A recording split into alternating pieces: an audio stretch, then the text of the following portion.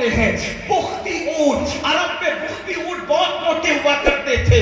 میرے آقا نے سچے نبی نے فرمایا بختی اونٹوں کی طرح جہنم کے اندر موٹے موٹے بچھو ہیں اور ان کے ڈنک کا ہاتھ یہ ہے ایک مرتبہ وہ کسی کو ڈس دے تو 70 سال تک کے زہر اس کے جسم میں گھومتا رہے گا. جب وہ جہنم کا بچھو اللہ اکبر نماز ترک کرنے کی وجہ سے، نماز چھوڑنے کی وجہ سے بے نمازی کو ڈسے گا تو اس کا گوشت جھڑ جائے گا، اس کی ہڈیاں ٹکڑے ٹکڑے ہو جائے گی. میں پوچھنا چاہتا ہوں اپنی جوانی میں گھمنڈ کرنے والوں، اپنی دولت کے نشے میں چور انسان، تجھے فیس بک پر بیٹھنے کے لیے تو وقت ہے، تجھے یوٹیوب پر بیٹھنے کے لیے تو وقت ہے، تجھے دوستوں کے ساتھ بیٹھنے کے لیے تو وقت ہے. مجھے بتاؤ نماز کے لیے وقت کب نکالو گے؟ جب بھی کسی جلسے میں جاتے ہو مولوی صاحب تقریر کرتے ہیں نماز پر، سوچتے اس جمعہ سے نماز پڑھیں گے، اس جمعہ سے نماز پڑھیں گے، اس جمعہ سے نماز پڑھیں گے.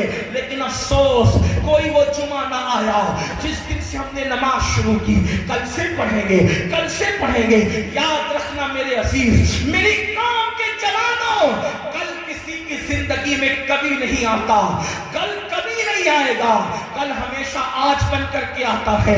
کل سے نماز نہیں، آج سے پڑھیں گے، ابھی سے پڑھیں گے، اسی وقت سے پڑھیں گے. جلسے سے لوٹنے کے بعد سب سے پہلا کام یہ ہوگا کہ جنہوں نے عشاء نہیں پڑھی ہے وہ نماز عشاء ادا کریں گے.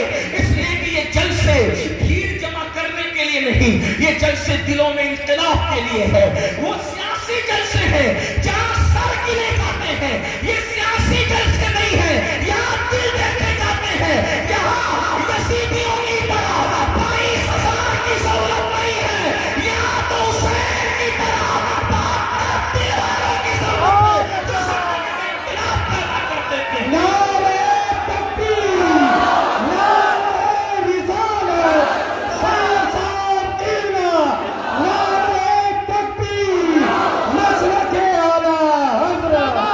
آؤ اپنے بچوں کو نماز کا پابند بنائیں، آؤ خود نماز کے پابند بنے. اللہ اکبر. میرے اور آپ کے آقا غیب نبی صلی اللہ علیہ وآلہ وسلم ارشاد فرماتے ہیں جہنم کے اندر ایک وادی ہے، وادی ولملم کا ذکر تو آپ نے سنا. میرے کریم آقا غیب نبی صلی اللہ علیہ وآلہ وسلم فرماتے ہیں جہنم میں ایک وادی ہے جس کو جب الحسن کہتے ہیں. ذرا غور سے سننا، اس کو جب الحسن کہتے ہیں. میرے آقا نے فرمایا یہاں میں ان بھائیوں سے بھی کہوں گا جو کسی کی کہاں سنی میں یہ کہتے ہیں کہ نبی کو کیا خبر، نبی کو کچھ نہیں پتا.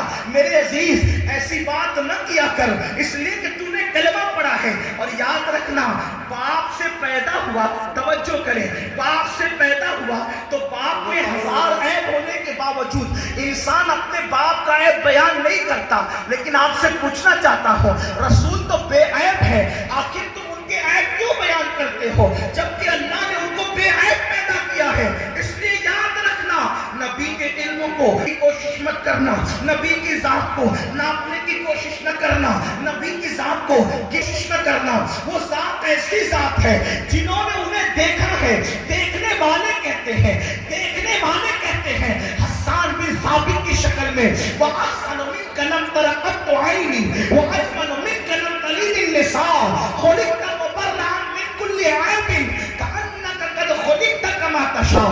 حسان کہتے ہیں یا رسول اللہ آپ جیسا حسن والا میری آنکھوں نے نہیں دیکھا. یا رسول اللہ آپ جیسا خوبصورت میری آنکھوں نے نہیں دیکھا. اور میری آنکھیں کیا دیکھتی؟ آپ جیسا حسن والا کسی ماں نے پیدا ہی نہیں کیا. اور حسان کہتے ہیں یا رسول اللہ جیسا آپ بننا چاہتے تھے گویا اللہ نے آپ کو آپ کی مرضی کے مطابق پیدا کیا. نعرہ تکبیر، نعرہ رسالت. اللہ کے رسول بیٹھ کے سن لو بھیا، بیٹھ کے سن لو اطمینان سے. دیکھو میں نے پہلے بھی کہا تھا، چند دنوں پہلے یہاں ایک محفل بھی تھی، آپ لوگ اٹھ کے ہمیں نذرانہ دیتے ہیں. میں غرور اور گھمنڈ کی وجہ سے منع نہیں کرتا، مگر میں ایک بات آپ سے کہتا ہوں توجہ کریں سب. جو حدیث پاک کا مفہوم ہے کہ اگر کوئی کسی کو نذر دے، ہدیہ دے اگرچہ کھجوری دے اس کو چاہیے کہ وہ قبول کر لے, منع نہ کرے, کیونکہ اگر کوئی ہدیہ دے اور کوئی انکار کرے گھمنڈ کی غرور کی وجہ سے, تو فرمایا گیا جو ہدیے کا انکار کرے گا اللہ اس پر ایک دن ایسا لائے گا کہ وہ مانگے گا تو بھی لوگ اس کو نہیں دیں گے. اس لیے میں انکار نہیں کر رہا ہوں, لیکن اس وقت سب سے بڑا ہدیہ آپ کی طرف سے میرے لیے یہ ہے کہ آپ میری گفتگو سن لیں. اب رہی بات جس کو نذرانہ دینا ہے میں بالکل لوں گا, لیکن اس طرح لوں گا, آپ کو اگر نذرانہ دینا ہے تو اس جیب سے نکالیے اور اس جیب میں رکھتے جائیے آخری تقریر تک, ادھر سے نکال کے ادھر رکھتے جائیے, اور جب صبح کی نماز میں اپنے محلے کی مسجد میں پہنچنا تو وہ ساری رقم نکال کر میری بھی طرف سے اور آپ کی بھی طرف سے آپ کی مسجد کے امام صاحب کو دے دیں.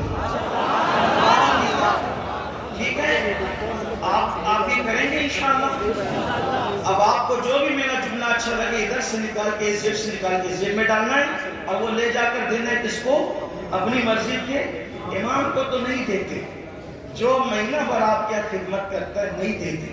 جس نے آپ کے ابا کا نکاح پڑھا کر آپ کی امی کو آپ کے ابا کے لیے حلال ہونے کا ذریعہ بنا, جس نے آپ کی کان میں اذان پڑھی اور مرنے کے بعد جو آپ کا جنازہ ہی پڑے گا, اس امام کا خیال نہیں کرتے. اور برسوں میں ہم لوگ ایک مرتبہ آتے ہیں, ہم سے بہت پیار کرتے ہو کہ اچھی بات ہے, اللہ آپ کو جزا دے. ہم یہ نہیں کہتے کہ ہم سے پیار نہ کرو, بالکل کرو, لیکن ہم سے زیادہ پیار کا حقدار آپ کی مسجد کا امام ہے.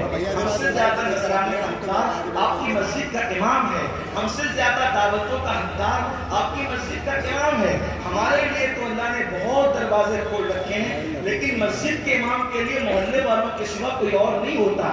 اللہ رسول کا کرم ہے, ہمارے لیے اللہ نے بہت دروازے کھول رکھے ہیں. اللہ کا شکر ہے, اور اس سے ہم نعمتوں کے زوال سے اللہ کی پناہ مانگتے ہیں. لیکن آپ کو آج یہ کرنا ہے, مگر میں جانتا ہوں تم نہیں کرو گے, یہ بھی کہتا ہوں نہیں کرو گے.